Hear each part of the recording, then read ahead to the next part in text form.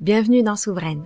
Ici, on ne parle pas de devenir plus, on parle de revenir à soi, de retrouver cette souveraineté intérieure dans ton corps, dans ton cycle, dans ta propre vérité. Je suis Marianne et je t'accompagne à écouter ton corps, à comprendre ton rythme, à habiter ta féminité. Pas pour devenir parfaite, pas pour coller un modèle, pour redevenir vivante, présente, souveraine. Dans ce podcast, on parle de corps qu'on n'écoute plus, de symptômes qu'on minimise, de puissance qu'on tait et de tout ce qu'il est possible de retrouver en revenant là où tout commence, en soi. Bienvenue dans ton propre royaume intérieur, bienvenue dans Souveraine. Est-ce que parfois tu as l'impression de subir ton cycle ? Que tu n'y comprends rien, tu vois bien qu'il y a des choses qui changent en toi, mais on va dire que tu comprends pas vraiment ce qui se passe. Et parfois, ça fait du bien, parfois, ça fait du mal aussi. Et si tu savais vraiment ce que tes hormones font pour toi chaque mois ? Pas juste les règles, pas juste les humeurs, pas juste les hormones en vrac, j'ai fait des guillemets partout, mais si tu pouvais comprendre vraiment leur impact sur ton corps, sur ta digestion, sur tes émotions et sur ton mental. Aujourd'hui, je t'emmène dans un voyage qui aurait dû nous être proposé dès la première fois où on nous a parlé de nos règles. Et surtout, tu vas voir comment retrouver une lecture plus claire, plus douce et plus consciente de ce qui se passe en toi. Promis, c'est pas un cours d'anatomie, c'est pas un cours de physiologie, mais c'est un vrai retour à ton intelligence corporelle. Ce voyage, c'est pour comprendre ce que tes hormones font vraiment dans ton corps et dans ton mental. Comment elles peuvent devenir tes alliés au lieu de te mettre un petit peu des bâtons dans les roues. Alors ma belle, je vais te dire, tu es hormonale. Et non, c'est pas une insulte. Tu es vraiment orchestré et tu peux apprendre à danser avec ces rythmes-là plutôt que de chercher à les combattre. Et je te propose de commencer par la base. Je me répète, mais ton cycle, c'est pas juste une histoire de règles. Le truc qui t'empêche d'aller à la piscine, etc., etc. C'est quelque chose qui est beaucoup plus précis et complexe que ça. C'est aussi une conversation permanente entre ton cerveau et ton corps. Parce que oui, ton cycle, ça se passe pas uniquement dans ton bas-ventre. Ici, je vais te donner le nom de ces hormones. Et ne t'inquiète pas, tu n'as pas du tout à tout retenir. Promis, je te le garantis, tu n'auras pas d'interro-surprise à la fin de cet épisode. Ça va peut-être te paraître complexe, mais je vais faire au mieux pour te simplifier tout ça. Alors pour commencer, il faut savoir qu'il y a 3 grandes zones qui travaillent main dans la main pour faire fonctionner ton cycle menstruel. La première, c'est l'hypothalamus. C'est une glande qui est située dans ton cerveau. Et tu peux un petit peu la considérer comme la patronne, ou on va dire de manière un petit peu plus poétique, c'est la chef d'orchestre. Elle analyse ton état général, stress, sommeil, alimentation, etc. Elle fait un petit peu le contrôle de où tu en es et peut décider de lancer le cycle ou non. Par exemple, si c'est le bordel dans ton corps, qu'il ne fonctionne pas bien, que tu stresses en continu, le cycle devient alors secondaire par rapport à tout le reste. Ensuite, tu as l'hypophyse, et ça c'est une autre glande dans ton cerveau. Et c'est un petit peu le bras droit de l'hypothalamus. Riche des infos qu'elle lui donne, elle produit 2 hormones clés pour ton cycle. La première hormone, c'est la FSH, l'hormone folliculo-stimulante, qui fait mûrir les follicules en première partie de cycle. Les follicules, c'est quoi ? C'est ta réserve ovarienne qui sont situées dans tes ovaires. C'est tout simplement là où sont tes ovules. La deuxième hormone, c'est la LH, l'hormone lutéinisante. Et elle va déclencher le feu d'artifice qu'est l'ovulation, puisque vraiment, c'est un feu d'artifice dans ton ovaire quand tu ovules. Et justement, cette troisième partie, ce sont les ovaires. C'est eux qui produisent des hormones dont tu entends peut-être souvent parler, les œstrogènes et la progestérone. Et c'est là que j'aimerais que tu entendes que ces hormones, elles n'agissent pas que sur ton utérus, elles agissent partout et sur tout. Sur ton cerveau, l'humeur, la concentration, le sommeil, sur ta peau, ton poids, ton transit et même sur ta façon d'entrer en relation avec les autres. Oui, ça agit jusque-là. En fait, tes hormones, celles du cycle ou les autres d'ailleurs qui sont produites par ton corps, ce sont des messagères. Elles parlent pour toi à travers ton corps. Et plus tu les écoutes, plus tu les comprends. Plus tu comprends, plus tu peux harmoniser. Et plus tu harmonises, plus tu vas te sentir bien. Ton corps, c'est ton meilleur pote. Il fait tout pour atteindre cet équilibre, cette harmonie. En naturopathie, on a un petit mot pour ça, on dit l'homéostasie. Ça vient de 2 mots grecs, homéo, qui signifie similaire, et stasis, qui signifie stable. En gros, si tu veux une définition académique de l'homéostasie, c'est un système qui régule son environnement interne étant à le maintenir dans un état stable et relativement constant des propriétés. En gros, c'est quand tout va bien et ton corps il fait en sorte que tout aille bien. Et maintenant, on va un petit peu parler du cycle. Mais avant toute chose et avant même de parler des différentes phases, je tiens à te rappeler que ton corps, comme beaucoup de ses réponses d'ailleurs, sont très ancestrales. C'est un fonctionnement qui existe depuis toujours et qui est encore d'actualité aujourd'hui. Je vais donc parfois te dire des choses, te donner des explications qui peuvent te paraître complètement désuètes, voire complètement débiles à notre époque moderne. Mais c'est important de comprendre que ton corps, il fonctionne encore de cette manière-là pour pouvoir comprendre tout le reste. Ok, maintenant que ce petit disclaimer est fait, on va l'appeler comme ça, voyons en détail comment ces hormones t'impactent.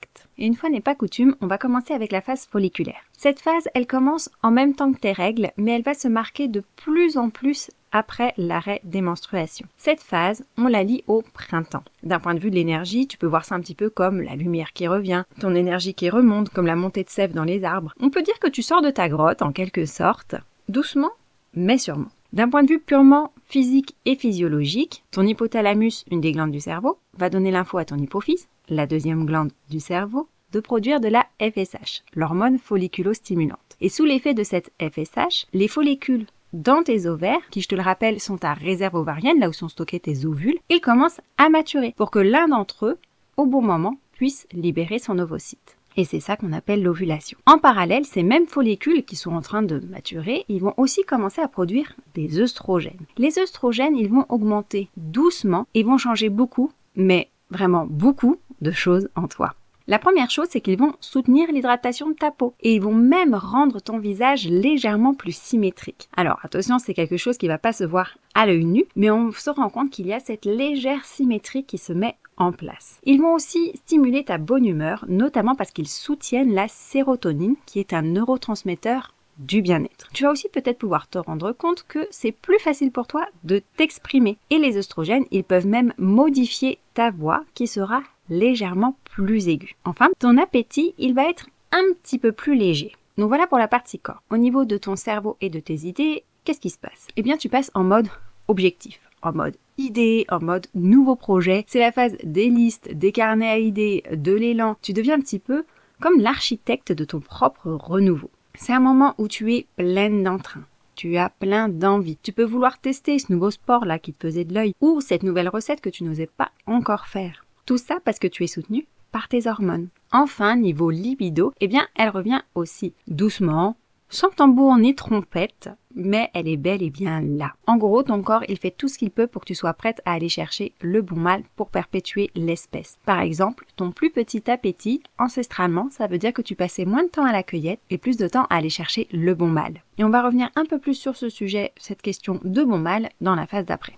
Alors cette phase folliculaire, elle est plus ou moins extraordinaire selon les femmes. Chez certaines, dès l'arrivée des règles, c'est le début du renouveau. Et j'ai été dans ce cas avec une envie de faire un hit pendant mes règles, je te raconte même pas l'énergie que j'avais. Pour d'autres, en revanche, elles sortent des menstruations plus épuisées, vraiment fatiguées. Et il faudra plus de temps pour que l'énergie et l'élan repointent le bout de leur nez.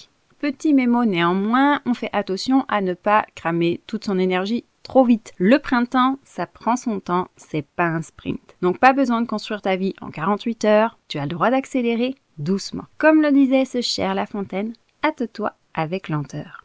Ok, alors après le printemps, arrive l'été dans ton corps et dans ta tête. C'est souvent la phase que l'on vit un petit peu comme une apogée, et souvent le mieux. Parce que, comment dire, allez, j'ose, tu es boosté aux hormones. Disons ça un petit peu plus joliment quand même, tu es dans ce moment où tout te semble plus fluide, tu te sens aligné, tu te sens plus clair, ouverte, vivante. Et pour cause, c'est la phase la plus sociable, la plus tournée vers l'extérieur de ton cycle. C'est aussi la plus charismatique. Vraiment, c'est un booster cette phase. On va regarder un petit peu ce qui se passe réellement là-dessous. Alors d'un point de vue physiologique, à ce moment-là, ton cerveau, via l'hypothalamus, envoie l'ordre toujours à sa petite pote l'hypophyse de libérer la LH, l'hormone lutéinisante. C'est ce pic de LH qui va déclencher l'ovulation au niveau de tes ovaires. Un ovocyte est libéré par le follicule dominant. Ce follicule qui a maturé un petit peu à son maximum, c'est un petit peu le champion du cycle et on l'appelle le follicule de Graaff. Il nous sera utile par la suite, mais pour le moment, on revient à notre ovocyte qui s'est libéré. C'est le grand saut pour cette graine potentielle de vie, mais c'est pas tout. Les œstrogènes, à ce moment-là, ils sont à leur maximum et c'est justement ce taux haut et stable qui a permis le rétrocontrôle de tes ovaires vers l'hypothalamus pour faire libérer l'ALH. Mais c'est pas tout niveau hormones. Tu as également un pic de testostérone. Et oui, toi aussi, tu en as, et c'est absolument pas un bug. Oh que non. Même si elle fait partie des hormones que l'on dit masculines, la femme en produit et ça lui est très utile, notamment quand tu veux faire un bébé. Et là j'ouvre mes guillemets, mais pour perpétuer l'espèce. Alors ce cocktail œstrogène-testostérone va te donner plusieurs choses. D'abord, une énergie physique et mentale au top, bien sûr, si tu ne t'es pas cramé en phase folliculaire. Tu as aussi un regain de confiance en toi. Ta peau est souvent plus lumineuse, même si un peu d'acné peut se pointer s'il y a des excès d'œstrogène ou de testostérone. Ton odeur corporelle, elle peut aussi changer. Et globalement, ton énergie, elle rayonne. Il y a même certaines études qui montrent que ta démarche et tes expressions changent légèrement. Ce qui est sûr, c'est que ça va encore une fois modifier ta voix qui cette fois sera un petit peu plus grave. En gros, tu attires naturellement. Tu as aussi un esprit qui est plus clair, un petit peu plus synthétique et stratégique. Il y a une espèce d'aisance relationnelle qui se renforce, notamment pour tout ce qui est prise de parole, connexion et séduction, ce qui fait que ta libido va grimper en flèche. Alors je rigole parfois avec mes clientes en disant que tu passes en mode chaudière. Et enfin, ça va aussi booster ton esprit combatif. Bref, c'est la pleine floraison. Typiquement, c'est le moment de faire des bébés et de te servir du bon mâle que tu auras repéré en phase folliculaire. Et justement, je te propose de revenir sur ce fameux sujet de bon mâle et cette notion de libido plus plus. C'est ce que l'on appelle chez les mammifères l'œstrus. Alors, le petit Larousse nous définit l'œstrus comme l'ensemble des phénomènes physiologiques et comportementaux qui précèdent et accompagnent l'ovulation chez les femmes et chez les femelles mammifères. Pour les animaux domestiques, l'œstrus constitue les chaleurs. Alors, pour citer Marty Hasselton, l'auteur de L'intelligence cachée de nos hormones, plus intéressant que le petit Larousse, crois-moi, tu penseras peut-être à la chatte en chaleur qui rôde dans les quartiers en appelant les matous à grand renfort de miaulement. Alors j'en rigole, mais en fait ce phénomène, il est présent chez les mammifères, y compris l'homme et donc la femme, et est cependant beaucoup, mais beaucoup plus nuancé que ça. Les chiennes vont par exemple privilégier les rapports avec les mâles dominants pendant l'œstrus. Et il semblerait que ce soit aussi le cas chez nos cousins les singes. Grosso modo, et je m'excuse, ou pas vraiment en fait, pour l'image, mais l'idée c'est de perpétuer l'espèce. Et clairement, tu ne vas pas choisir le premier loser venu. Tu vas choisir le mâle qui peut te donner le meilleur patrimoine génétique. Donc dans cette phase, quand on parle de pic de libido ou de mode chaudière, on ne parle pas de sauter sur le premier mec qui passe à portée de main. Cela étant dit, je te propose de revenir à notre cycle et son impact sur toi, notamment d'un point de vue émotionnel pendant cette ovulation. Clairement, tu as envie de faire, de donner, de rassembler. C'est cette phase vraiment d'ouverture et surtout de rayonnement. C'est le moment idéal pour aller créer du lien, pour transmettre, pour montrer ton travail, pour faire des visios, même si tu détestes ça les autres jours ton cycle. Mais attention à cette espèce d'effet miroir un petit peu inversé pour cette phase. Parce que dans ce sentiment de plus, tu peux avoir tendance à dire oui à tout, à te surcharger sans vraiment t'en rendre compte, à confondre capable et disponible. Et penser que cette énergie, elle va durer indéfiniment. Et c'est ici que beaucoup de femmes se piègent. Elles s'emballent, elles prennent 12 000 engagements, elles planifient 1000 choses. Et une semaine plus tard, en phase lutéale, elles se demandent « Mais pourquoi j'ai dit oui à tout ça ?» Ce n'est pas parce que tu peux tout faire que tu dois tout faire. Alors apprends à savourer cette phase, à l'utiliser avec justesse, sans l'exploiter jusqu'à la dernière goutte. On peut dire « Prends le soleil, pas l'insolation ». J'en ai déjà parlé dans l'épisode précédent, mais je te propose de revenir sur le fait que certaines femmes peuvent ressentir une faible estime d'elles-mêmes 2-3 jours pendant cette phase. J'en ai fait partie et ça m'arrive encore parfois, alors je sais vraiment de quoi je parle et c'est pas très agréable. Là, on va encore parler à l'ancienne. Et il faut vraiment que j'arrête avec mes guillemets. Mais grosso modo, c'est pour t'amener à te montrer encore plus séduisante pour trouver le bon mâle. Car si tu te sens mal dans ta peau, il y a quand même beaucoup de chances pour que tu fasses ce qu'il faut pour te sentir plus jolie, plus séduisante et plus magnétique. Et comme ça, attirer le fameux bon mâle. Un peu comme nos cousines chimpanzés qui ont les parties génitales qui gonflent pendant l'œstrus, tu vas chercher toi aussi à te mettre en valeur. Bien sûr, l'image est un peu poussée, mais c'est pour t'aider à comprendre un petit peu tout ça. Et surtout te rassurer, ça va durer 2-3 jours, c'est très désagréable, mais vraiment, ça passe. Et le lendemain, quand ce sera enfin passé, tu diras, mais pourquoi j'ai pensé ça? C'était complètement débile, et c'est exactement ce que je me suis dit. Donc rassure-toi, tout finit toujours par passer. Pour continuer, je vais te souhaiter la bienvenue dans le temps de l'automne, celui du tri, celui du ralentissement et parfois du chaos.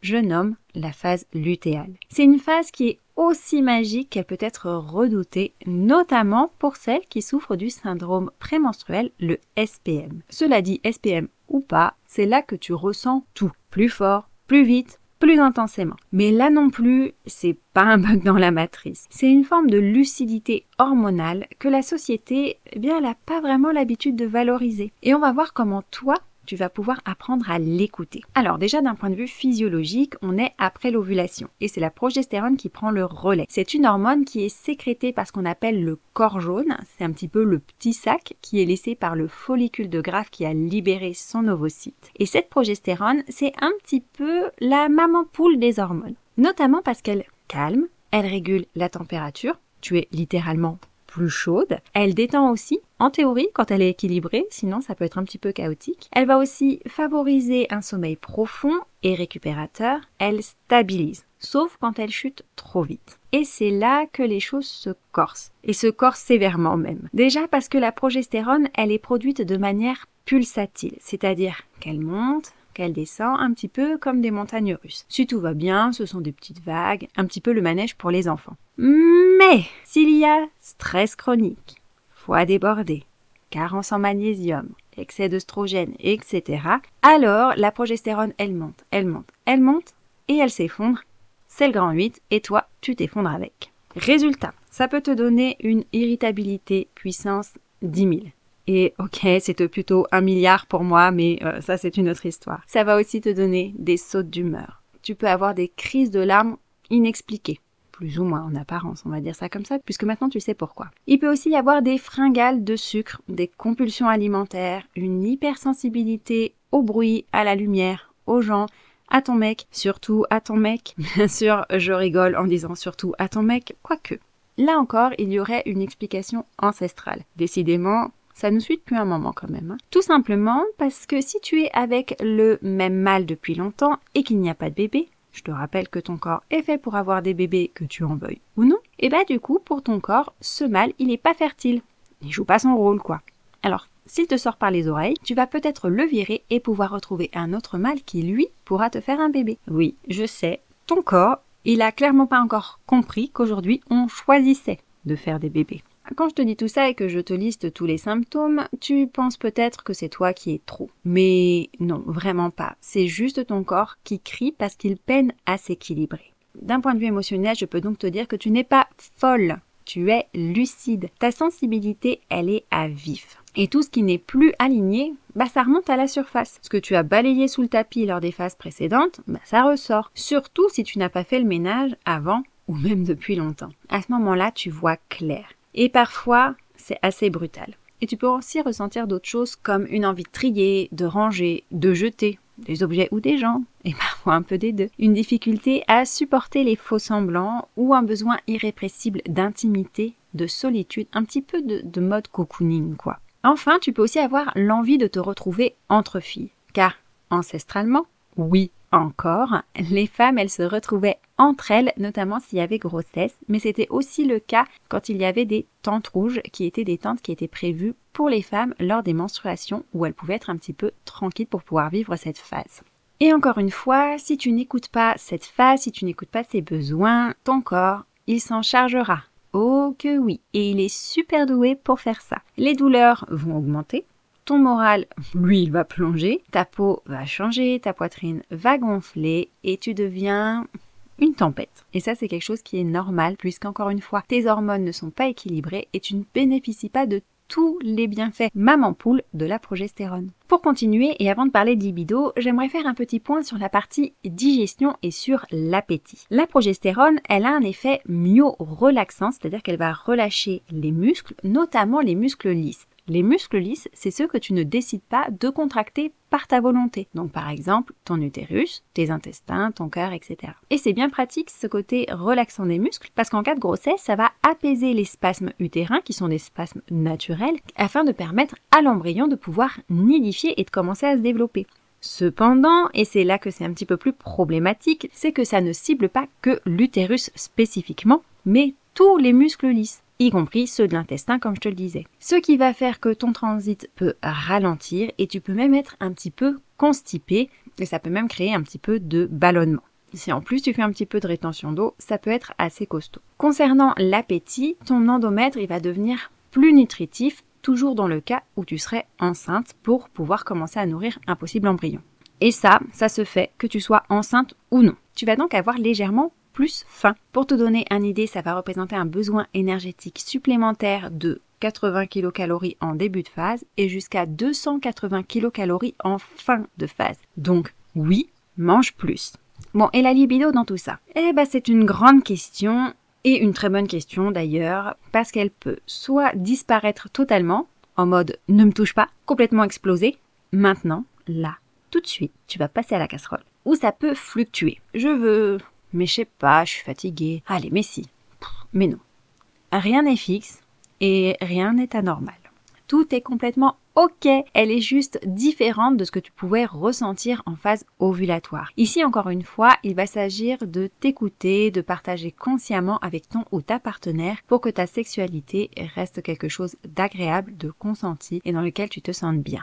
Le petit mémo pour cette phase, c'est que si tu sens que tout est trop, c'est probablement que tu as trop fait. Trop donné ou trop gardé pour toi, ça aussi ça fonctionne bien. Cette phase, c'est véritablement un super pouvoir quand tu l'écoutes. Mais vraiment, elle peut être absolument formidable pour créer, détruire, recréer aussi parce que c'est une énergie de transformation. Elle est aussi chouette pour pouvoir dire non dans une énergie de délimitation. Et enfin, elle est top pour te recentrer cette fois dans une énergie de retour à toi.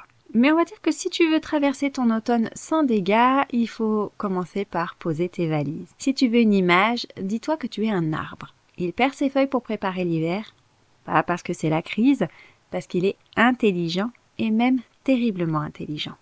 Et puis ça y est, on y est, l'hiver arrive, le vrai, le froid, le silence, le retrait. C'est la phase menstruelle, c'est un petit peu la grande traversée. C'est aussi celle que beaucoup redoutent et que peu honorent. Et moi, la première, pour être honnête, ça a été, même si c'était pas compliqué, en fait, ça me faisait juste suer, les règles. C'était pénible pour moi. Alors qu'en fait, cette phase, elle peut être vraiment exceptionnelle.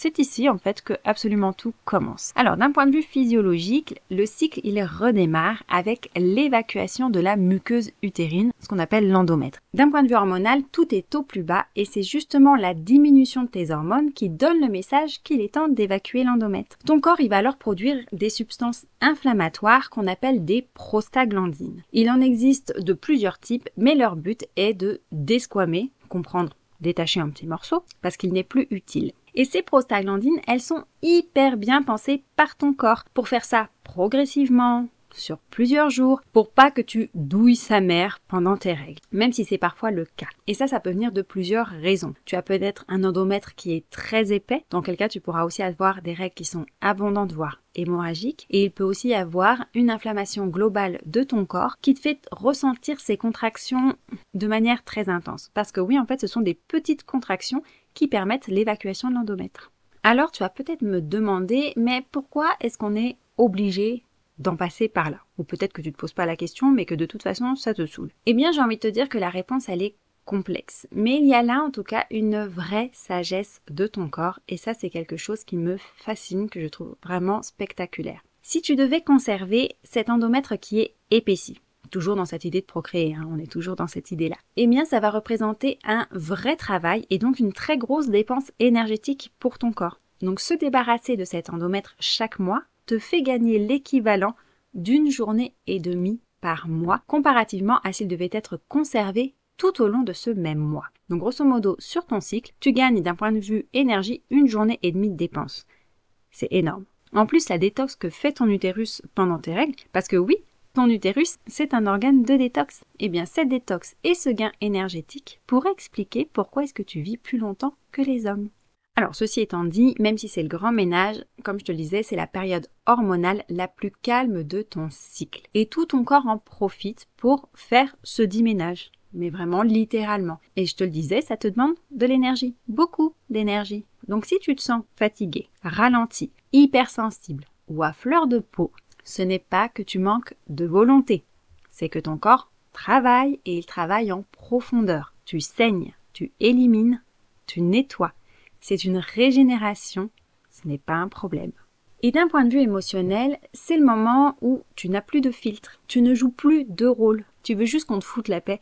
Allez, ça, c'est dit, c'est réglé, on n'en parle plus. C'est aussi à ce moment-là que tu sens que ton énergie sociale, elle est à zéro. Tu n'as pas envie de voir du monde. Encore une fois, fichez-moi la paix et on le redit. Le bruit, il peut aussi devenir insupportable pour toi. Tu peux aussi avoir l'impression que tu n'as rien à dire. Et ça, c'est complètement ok. Et tu peux avoir l'impression que ton corps, il réclame du calme, du chaud, du mou. Tu es comme la terre en hiver. En apparence, c'est immobile, sous la couche de feuilles mortes et de neige. Mais à l'intérieur, c'est hyper intense. Parce que tu prépares la prochaine floraison. Tu prépares ton prochain cycle dès maintenant. Enfin, j'ai envie de te dire que c'est aussi un temps d'intuition profonde. Beaucoup de femmes se connectent ici à leur sagesse intérieure, à des vérités qui n'ont pas de mots. Tu peux parfois faire des rêves très lucides ou alors savoir exactement quoi faire face à une situation qui te bloquait jusque-là. Comme si tu avais une sorte de clarté mentale qu'on te donnait à ce moment-là. Pour les femmes qui sont un petit peu plus intuitives, c'est aussi le moment où tu vas plus facilement te connecter à cette intuition. Peut-être mieux entendre les messages de ton corps, de ce qui doit te parvenir, etc. C'est vraiment une phase qui est chouette pour ça. Alors tu me demanderas peut-être, et même sinon je te le dis quand même, qu'est-ce qui se passe si je force? Si je continue de courir, de travailler comme en ovulation, de sourire comme en folliculaire. Alors je vais te donner une réponse qui n'est pas très optimiste, mais ton corps te le fera payer. Cher. Parfois très cher. Tu peux avoir des douleurs menstruelles intenses, voire complètement invalidantes. Celles qui t'obligent à te coucher et parfois dans des endroits complètement improbables. On m'a déjà parlé de moquettes dans un bureau et directement dans la rue. Ça peut être une fatigue qui s'installe et qui devient chronique. Une frustration qui va être tellement explosive que ça va être compliqué de la gérer. Mais surtout, c'est un cycle qui repart bancal dès le début. Ok, cela étant dit, on parle un petit peu de libido pour terminer. Souvent, elle est absente pendant cette phase et c'est plutôt normal. Mais chez certaines, ce retrait, il va créer un désir plus profond, un petit peu plus lent, plus intérieur. Alors, c'est vraiment pas une excitation qui est explosive, mais plutôt un besoin d'union, de tendresse, d'amour vrai, de contact avec ton ou ta partenaire. Donc ici, il n'y a pas de bonne ou de mauvaise réponse, il y a seulement la tienne. Il y a des femmes qui ne voudront pas du tout faire l'amour pendant les menstruations parce que ça les dérange, d'autres à qui ça ne pose absolument pas de problème, et dans ce cas, tu auras peut-être déjà testé l'astuce de la serviette sur le lit. À savoir tout de même qu'il y a un afflux sanguin dans tes parties génitales et que la stimulation clitoridienne, elle est plus intense à ce moment-là. Autre chose à savoir, se masturber pendant les règles peut te permettre de soulager tes douleurs grâce au cocktail hormonal, à l'apaisement du stress induit par le plaisir et la jouissance. Alors pourquoi ne pas essayer à tes prochaines règles? Et oui, ici je te l'ai dit, pas de tabou, on cherche à vivre notre vie de femme, certes, mais surtout à bien la vivre. Allez, on enchaîne avec le petit mémo pour la phase menstruelle. Si tu n'as qu'un moment pour te reposer dans ton cycle, choisis celui-là. Le monde peut attendre, même ton feed Insta, même ton frigo, même ta panière de linge et ta serpillière aussi, lâche ce manche à balai, je te vois. Tu n'as pas à être disponible quand ton corps te dit stop. Et si tu culpabilises de ralentir, tu peux te souvenir de ça. L'ours, il hiberne et il n'a pas honte. Il survit, il se régénère, il revient plus fort. Alors toi aussi, tu fais l'ours, tu entres dans ta grotte et quand tu vas ressortir, ça va dépoter. Ok, alors ce que je te racontais, c'est génial, c'est bien beau, mais concrètement, ça change quoi pour toi? Eh bien, encore une fois, quand tu comprends vraiment ce que fait ton corps tout au long du mois et surtout pourquoi il le fait, eh bien, tu ne peux plus vivre comme si de rien n'était. Tu ne peux plus planifier ton mois comme une ligne droite. Tu ne peux plus te juger de ne pas être comme hier. Tu ne peux pas non plus croire que ton irrégularité est un défaut. Ce n'est pas de l'inconstance, c'est ta force. C'est un rythme qui est sacré. Certaines phases te soutiennent pour agir, lancer, rayonner, connecter, et tu en as d'autres qui sont faites pour revenir à toi. Ressentir, trier, faire du vide. Et à chaque fois que tu forces, que tu vas à contre-courant, à chaque fois que tu t'obliges à être solaire quand ton corps appelle l'ombre, tu grignotes ton énergie, ton estime, ton lien à toi-même. Mais quand tu t'observes, vraiment, pas juste en surface, quand tu prends le temps de remarquer ton niveau d'énergie, tes humeurs, ta libido, ton sommeil, ton mental. Tu vois les patterns, les récurrences, les appels. Tu comprends pourquoi tu pleures sans raison le mercredi, pourquoi le dimanche soir tu veux tout quitter, pourquoi un jour tu veux faire l'amour et le lendemain tu veux juste disparaître sous un plaid. Et là tu vas plus te dire « je suis instable, je suis ingérable ». Tu te dis « je suis cyclique ». Et tu respires enfin. Et crois-moi, je me suis dit « putain, il était temps ». Parce qu'on ne soigne pas un corps qu'on déteste, ni un mental que l'on juge. On apprend à l'aimer en écoutant. Et en écoutant, on découvre sa sagesse. Et en réalité, c'est ça, ta vraie souveraineté. Pas celle qui contrôle tout, mais surtout pas celle-là. C'est celle qui se connaît assez pour choisir, pour anticiper et pour honorer. Et plus tu vis en lien avec ce rythme, plus tu vas retrouver ton pouvoir, ton vrai pouvoir, celui de choisir depuis ton corps et pas contre lui. En conclusion, je vais me répéter, mais c'est la répétition qui aide à faire entrer un message. Si, vraiment, comme Mercurochrome, le pansement des héros, ou Pruneau d'Agen, ça vous va bien? Ah ok, j'arrête de dire n'importe quoi, mais laisse-moi quand même te répéter encore et encore que tu n'es pas trop, tu n'es pas assez, tu n'es pas instable, tu n'es pas compliqué, tu es une femme. Et ça veut dire que tu changes, que tu ressens, que tu évolues et que tu es cyclique. Et ça, vraiment, c'est une force, absolument pas une faiblesse. Sinon, les saisons, c'est une faiblesse pour la nature. Et là, on se dirait quand même que si c'était le cas, ce serait problématique. Enfin, je te dirais que plus tu comprends ton rythme, plus tu le respectes, plus tu pourras créer, aimer, vivre sans t'épuiser. Et si pour faire tout ça, tu commençais aujourd'hui après l'écoute de ce podcast?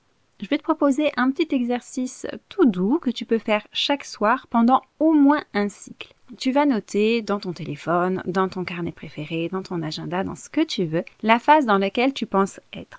Tu noteras aussi ton énergie physique, ton humeur, ton sommeil, ton appétit, ta libido. Absolument pas pour tout contrôler. Non, on veut pas. Par contre, ça va être pour mieux t'aimer. Et t'aimer mieux, pour mieux naviguer aussi. Parce qu'un corps qu'on comprend, on arrête de le combattre.